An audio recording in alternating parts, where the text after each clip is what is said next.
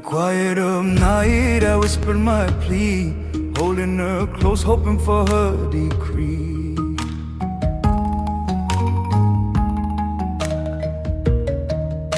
Wet plaster hisses as a bamboo float kisses the wall.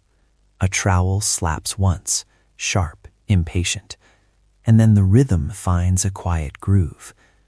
I crouch beside the maker, and in a soft voice she says in Khmer, "Walls, remember what we cannot." Welcome to Ancient Echoes KH. I'm Somnang Bradley. Ancient stones, modern stories, warm welcomes.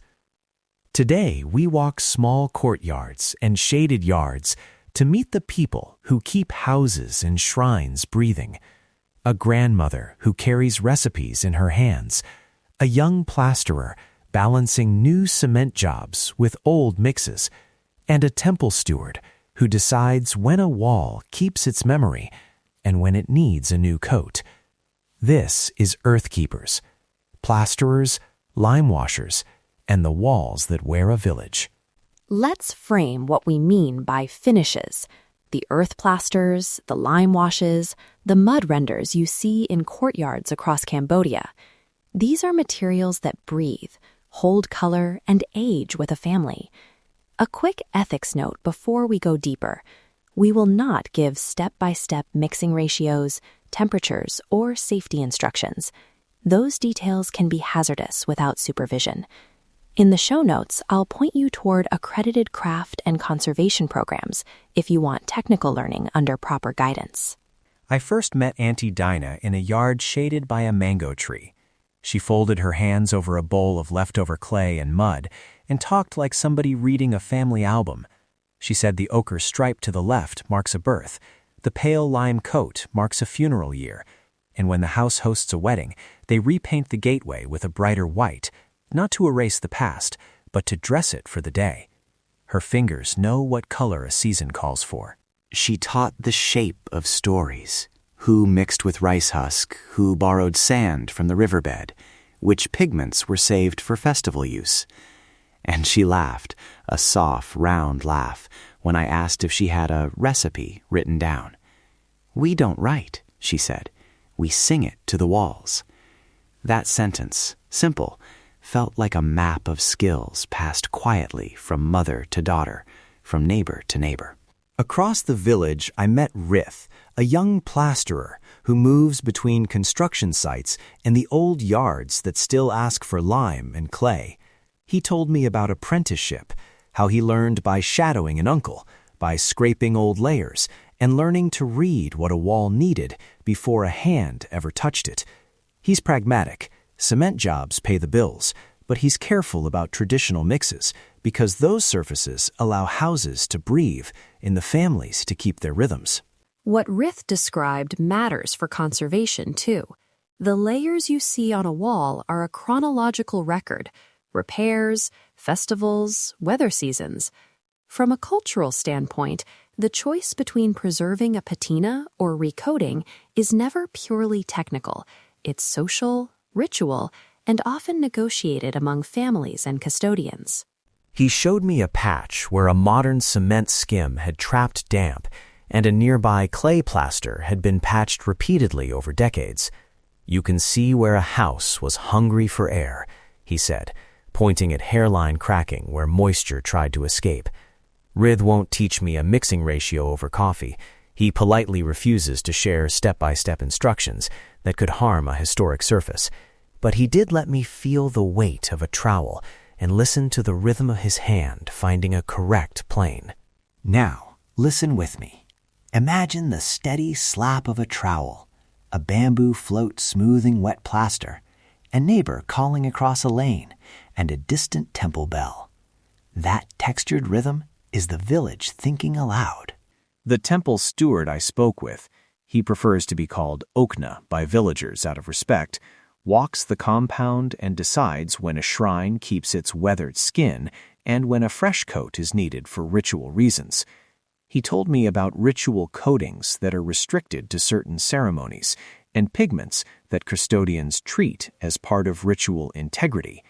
He was careful and kind when he explained that some surfaces are not for casual repainting and that consent and custodial guidance must lead any intervention. A quick practical note for listeners who want to engage respectfully: always ask before photographing or touching a wall. Do not solicit technical instruction from makers in the field. Commission repairs through vetted cooperatives or community liaisons. Links and contacts are in the show notes. If you want to support makers, donate to cooperative initiatives or buy through certified craft programs so your support pays labor fairly. Before we close, I keep thinking of the grandmother who sang recipes to the walls. Surfaces are not just shelter, they are living memory. Births, weddings, the season's marks, stored in lime and clay. When we walk past a courtyard, we are walking past someone's weather book. Respect that book. Ask. Listen. If you can, buy the maker a cup of coffee and a story, not a sharp question about how to reproduce their craft at home. Thank you for walking these yards with me. Quiet stones, loud stories. If you enjoyed this episode, please subscribe to Ancient Echoes KH so you don't miss our next visit, maybe to a weaver's shed or a temple courtyard at dawn.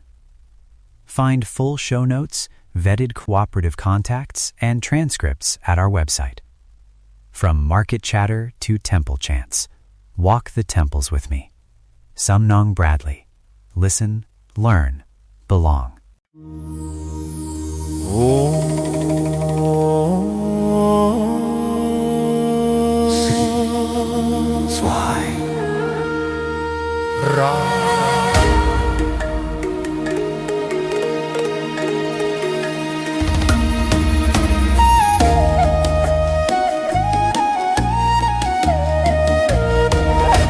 shining diamond, flawless and red, you stand so quiet, soft in the air.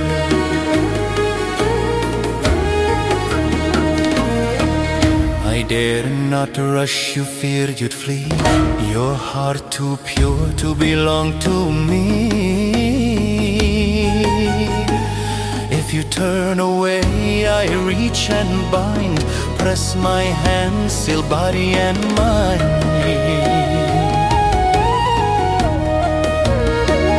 Your brows I trace, your breath I steal. This mark I place is dark and real. From this moment break and fall, hear the spell, obey the call.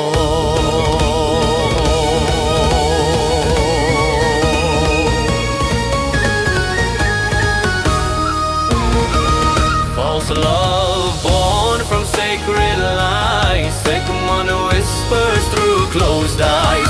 Follow me, don't fight, don't run, your soul is caught, my work is done. Empty will, your light undone, under spell,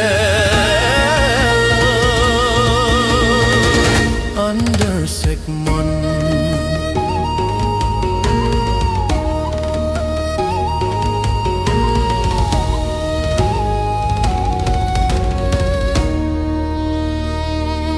Crystal beauty, diamond bright, caught between shadow, charm and night.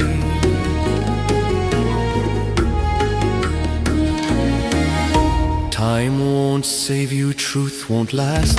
This vow is carved, the line is cast. My words are smoke, my touch is fire. I bend your heart to dark desire.